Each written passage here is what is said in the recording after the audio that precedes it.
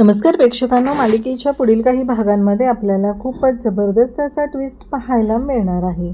म्हणजेच काय तर समर स्वानंदीचं हे जे काही रूप आहे ते पाहून एवढा इम्प्रेस होणार आहे की समर त्या क्षणी गुलाबाच्या फुलांचा बुके घेऊन स्वानंदीला प्रपोज करणार आहे, स्वानंदी सोबत त्याचं नातं सुरू करणार आहे। आणि तेव्हा मात्र किमयाची मात्र खूपच वाट लागणार आहे, कारण समर आणि स्वानंदी दोघंही रोमॅन्टिक झालेले आहे, त्यांचा कपल डान्स चालू आहे। त्याचबरोबर समरने सगळ्यांच्या समोर स्वानंदीची बाजू घेतलेली आहे आणि त्याचवेळी डान्स करणारी किमया हिला स्वानंदीने तोंडावर आपटवलेला आहे, अक्षरशः ती पडलेली आहे आणि तिच्याकडे समरचं लक्षसुद्धा नाही, कारण स्वानंदीने हुशारीने हे सगळं केलेलं आहे।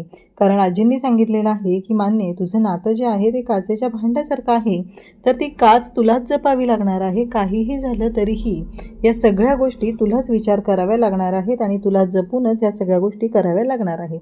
आता जेव्हा आजींनी हे सांगितलेलं असतं त्याच पद्धतीने स्वानंदी तयार झालेली आहे आणि स्वानंदीला मदत केलेली आहे ती निकिताने केलेली आहे। निकिताने सांगितलेलं आहे कशा पद्धतीने ह्या सगळ्या गोष्टी करायच्या आहेत, कारण जर पार्टी आहे तर पार्टीमध्ये आपण पार्टीसारखंच गेलं पाहिजे, हे सुद्धा निकिताने स्वानंदीला समजून सांगितलेलं असतं आणि त्यानंतर ह्या पुढच्या गोष्टी घडलेल्या आहेत। हे सगळं कशा पद्धतीने होणार आहे त्यासाठी हा व्हिडिओ शेवटपर्यंत पहा।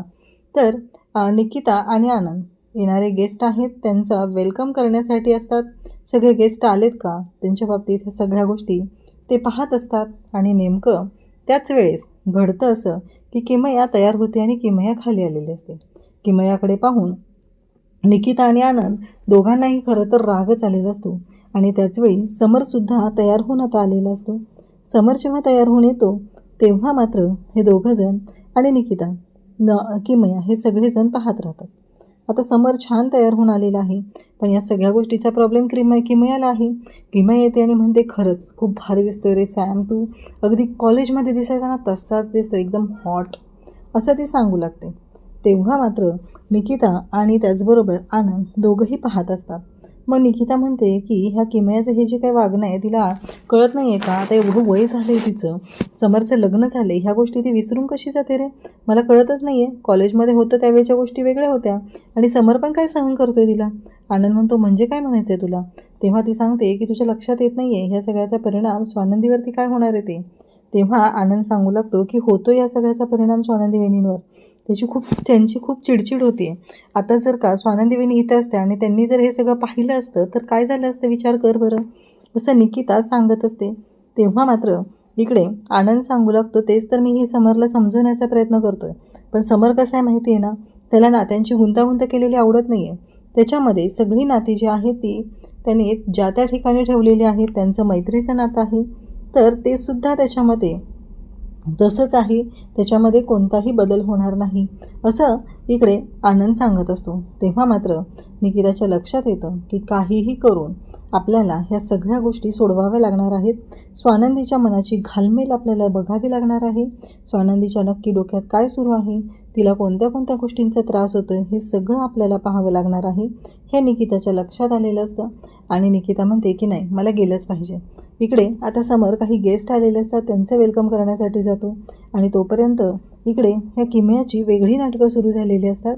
किमया मात्र आजींकडे येते, आजींसोबत फोटो काढते आणि आजीला म्हणत असते की चला ना आजी डान्स करूया आपण, असं म्हणत ती आजीच्या सुद्धा मागं लागलेली आहे। आणि या सगळ्या गोष्टींचा त्रास मात्र स्वानंदीला खूप होत असतो। स्वानंदीला कळत नसतं की आपण काय करायचं आणि कसं रिॲक्ट करायचं, कारण स्वानंदी खूपच अगदी त्रासून गेलेली असते। वरून हे सगळं पाहत असते आणि निकिताचं लक्ष नेमकं स्वानंदीकडे जातं। जेव्हा निकिता स्वानंदीकडे पाहते तेव्हा मात्र तिच्या लक्षात येतं की नाही या सगळ्या गोष्टी आपल्याला शांतपणे हँडल कराव्या लागणार आहेत। जर का स्वानंदीने ह्या सगळ्याचा त्रास करून घेतला तर खूप अवघड होणार आहे। म्हणून कारण निकिताने जेव्हा पाहिलेलं असतं तेव्हा मात्र किमया इकडे समरसोबत रोमॅन्टिक डान्स करण्यात बिझी झालेली आहे। तिला जराही लाज वाटत नाही आहे की समरचं आता वय काय आहे, आपलं वय काय आहे, समरचं लग्न झालेलं आहे, या गोष्टीसुद्धा तिच्या लक्षात येत नाहीत। तिला फक्त एवढंच माहिती आहे की माझं आणि समरचं असलेलं नातं, पण आता समर हा तिचा राहिलेला नाही आहे। ती ज्या पद्धतीने रिॲक्ट करते त्यावरून असं वाटतंय की ती अजूनही समरवरती हक्क गाजवते, अधिकार गाजवते, कारण मान्य कॉलेजमध्ये असताना त्यांचं नातं वेगळं होतं, पण आत्ता समरचं लग्न झालेलं आहे.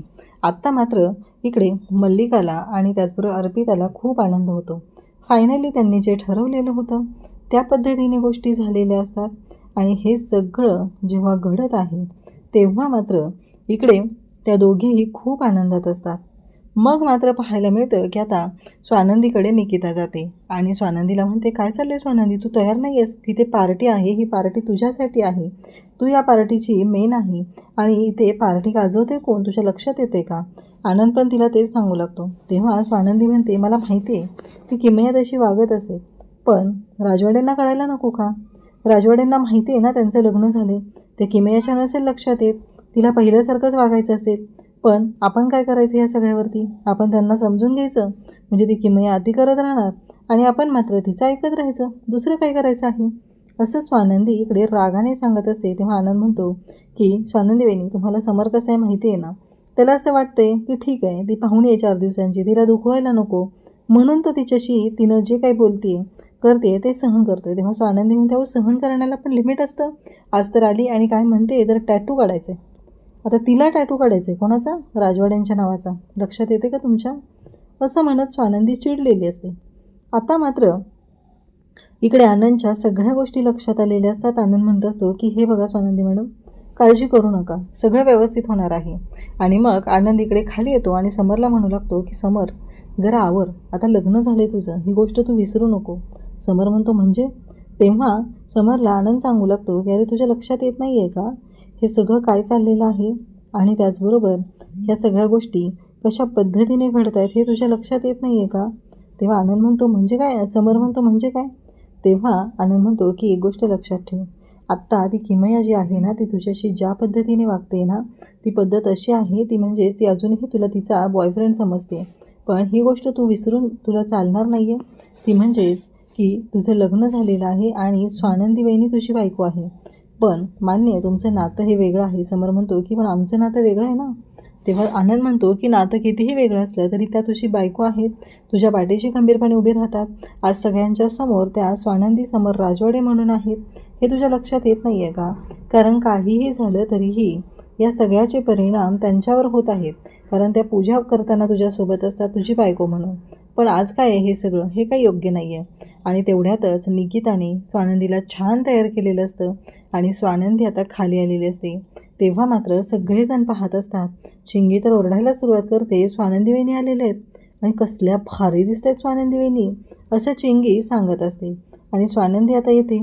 स्वानंदीकडे सगळेजण पाहतच राहतात, कारण स्वानंदी ज्या पद्धतीने हे सगळं तयार होऊन आलेले असते, तिचं रूप जे असतं, तिचं सौंदर्य जे असतं ते पाहण्यासारखं असतं. आणि त्या क्षणी समर गुलाबाच्या फुलांचा बुके त्याला कोणीतरी त्याच्या हातामध्ये असतो आणि तो बुके घेतो आणि स्वानंदीच्या समोर जातो. त्याने ज्यावेळेस चाललेला असतो त्यावेळेस त्याच्यासोबत किमया डान्स करत असते हे सुद्धा त्याच्या लक्षात येत नाही. तो तसाच पुढे जातो, कारण त्याच्या लक्षात आलेलं असतं की हीच आपली बायको आहे. आनंदनेही त्याच्या डोळ्यात अंजन घातलेलं असतं. तर समर जाऊन स्वानंदीला तो गुलाबाच्या फुलांचा बुके देतो आणि इकडे किमया मात्र पडलेली असते ती आनंद आणि निकिताच्या पायात. त्यांनीसुद्धा त्याच्याकडे लक्ष दिलेलं नाही. आणि इकडे आता मंदाला त्याचबरोबर या सगळ्यांना खूपच सुशलासुद्धा खूप आनंद झालेला आहे.